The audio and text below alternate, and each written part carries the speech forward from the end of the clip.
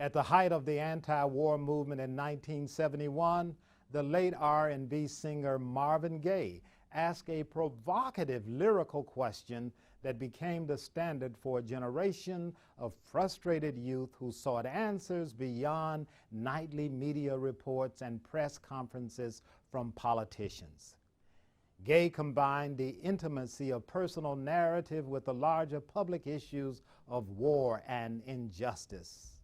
In this song, Gaye raised the primary ethical question in public life: what's going on?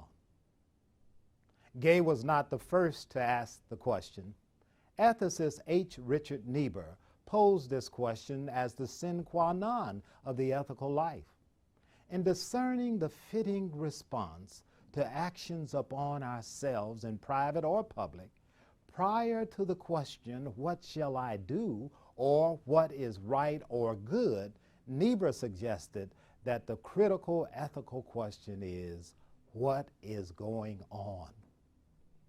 Our response to the question, however, is always an interpreted response that leads one to the larger questions of personal and public accountability within a particular community of discourse and practice. In other words, one raises the ethical question within the context of particular assumptions, beliefs, and values. The fitting ethical response to what shall I do is rooted in the quest to understand our own personal and social narratives that call for responsible action in public life. In this chapter, we will discuss ethical decision-making as an essential asset of leaders who are negotiating the intersection. Leaders will learn a decision-making process that involves asking the primary ethical questions: what's going on? What do you see?